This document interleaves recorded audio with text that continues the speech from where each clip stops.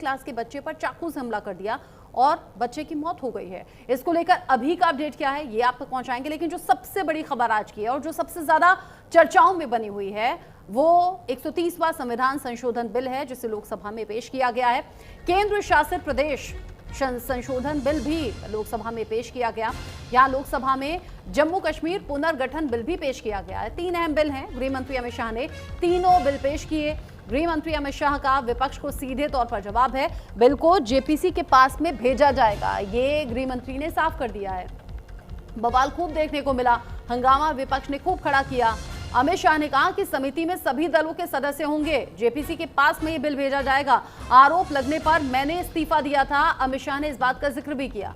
दरअसल ये जो 130वां संविधान संशोधन बिल है उसमें अगर कोई मुख्यमंत्री, मंत्री, इनफैक्ट प्रधानमंत्री तक हैं और उन पर गंभीर आरोप हैं और इसके चलते उन्हें अगर जेल जाना पड़ता है और अगर 30 दिन से ज्यादा हिरासत होती है यानी कि 31वां ही दिन होगा तो आपको पद छोड़ना पड़ेगा, ये नियम कहेगा। और इसी नियम को लेकर विपक्ष कई सवाल खड़े कर रहा है। वो कह रहा है कि इसका तो बेजा फायदा उठाया जा सकता है, लोगों को पद से हटाने के लिए उन्हें गलत आरोपों में जेल भेजा जाएगा। ऐसे में जब बिल पेश किया गया, बिल को फाड़कर विपक्ष ने उसी की कॉपी गृह मंत्री अमित शाह के ऊपर फेंक दी, जिसकी तस्वीरें भी आप देख रहे हैं।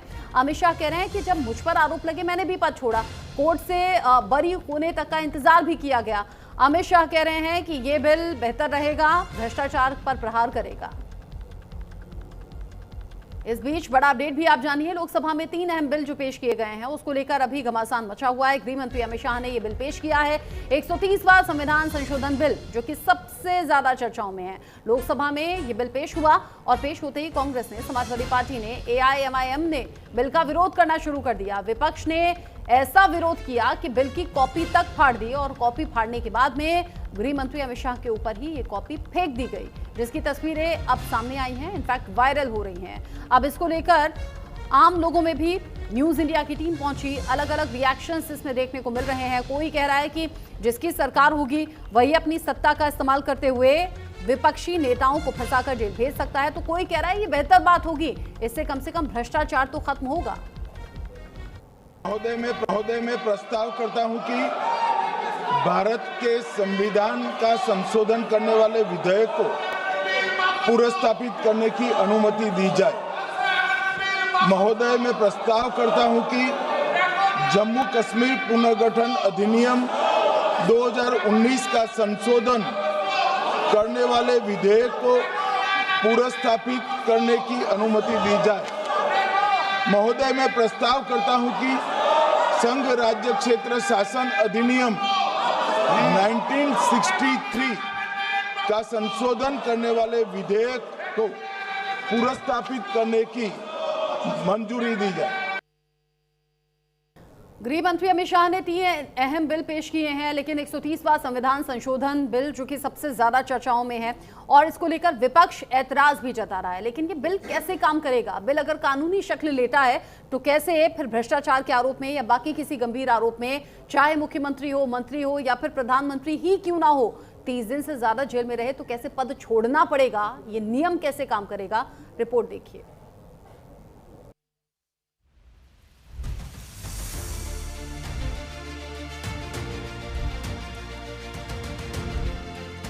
भ्रष्टाचार के खिलाफ पीएम मोदी लगातार एक्शन में हैं। पीएम मोदी ने भ्रष्टाचारियों पर हमेशा नकेल कसी है। इसी कड़ी में राजनीति में अपराध को रोकने की दिशा में केंद्र की मोदी सरकार ने एक बेहद ही बड़ा और अहम कदम उठाया है, 130वां संविधान संशोधन बिल। अब कोई भी अपराधी के हाथ में आम जनता की कमान नहीं होगी। आरोपी मंत्री हो, मुख्यमंत्री हो, केंद्रीय मंत्री हो, सभी नापे जाएंगे। पीएम ने एक बार फिर से साफ कर दिया है कि भ्रष्टाचार बर्दाश्त नहीं किया जाएगा, चाहे कोई कितना भी बड़ा संवैधानिक पद पर क्यों ना बैठा हो। इस कानून के दायरे में प्रधानमंत्री, मुख्यमंत्री, केंद्रीय मंत्री, सभी राज्यों के मंत्री, केंद्र शासित राज्यों के सीएम भी शामिल होंगे। इस कानून के तहत मुख्यमंत्री, मंत्री को हटाया भी जा सकेगा। इसके साथ ही 30 दिन की न्यायिक हिरासत में मंत्री पद भी जाएगा।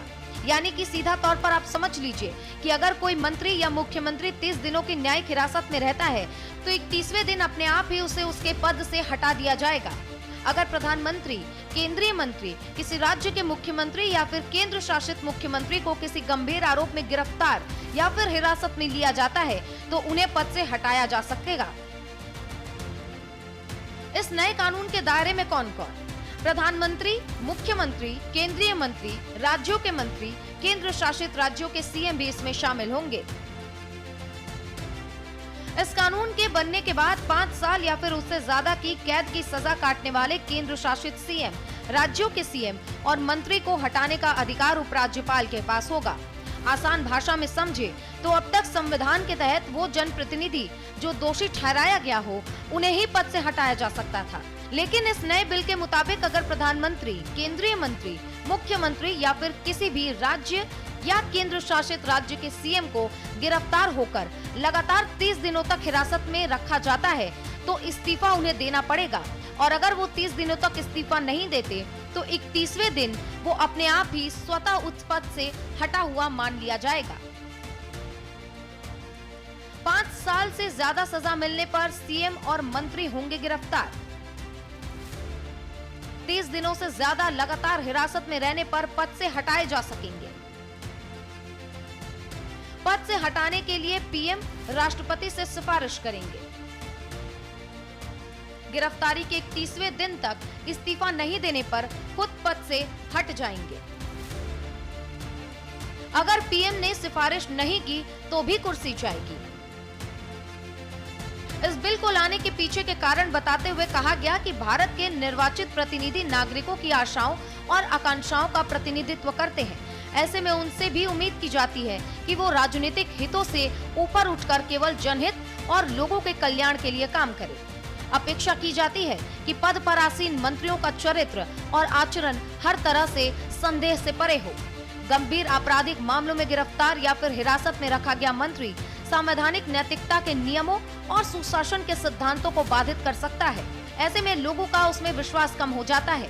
वहीं विपक्ष ने प्रस्तावित कानून पर कड़ी आपत्ति जताते हुए केंद्र सरकार गैर भाजपा सरकारों को अस्थिर करने के लिए कानून लाना चाहती है, ऐसे आरोप लगाए हैं, जिसके तहत वो पक्षपाती केंद्रीय एजेंसियों द्वारा उनके मुख्यमंत्रियों को गिरफ्तार करवाएगी और उनके मनमाने ढंग से गिरफ्तारी के तुरंत बाद उन्हें पद से हटा देगी। केंद्र सरकार का यह कदम अतीत के विवादों की पृष्ठभूमि में आया है।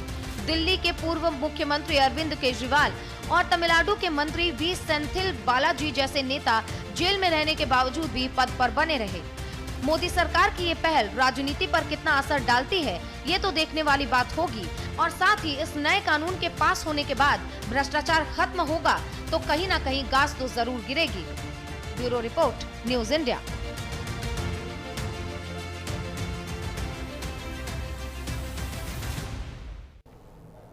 बिल थोड़ी देर पहले ही पेश कर दिया गया गृह मंत्री अमित शाह के जरिए, और बिल की कॉपी फाड़कर विपक्ष ने गृह मंत्री के ऊपर फेंकी भी, जिसकी तस्वीरें आपने देखी। इस बिल को लेकर राजनीति खूब गर्मा रही है। विपक्ष इसको लेकर सरकार को घेर रहा है और कई तरीके के आरोप लग रहा है। विपक्ष के कुछ बड़े चेहरों को सुन लीजिए। It goes against everything, and to couch it as a measure which is being taken anti-corruption is just to pull a veil across the eyes of the people. Because what it basically allows a government to do is to put you don't even have to be हमारी party का मानना ये है कि ये theory of separation of powers का, due process का, और जो जनता को ये इख्तियार है कि वो इलेक्टेड गवर्नमेंट्स को अकाउंटेबल बनाए, ये सब चीज़ें उसके खिलाफ जाता है।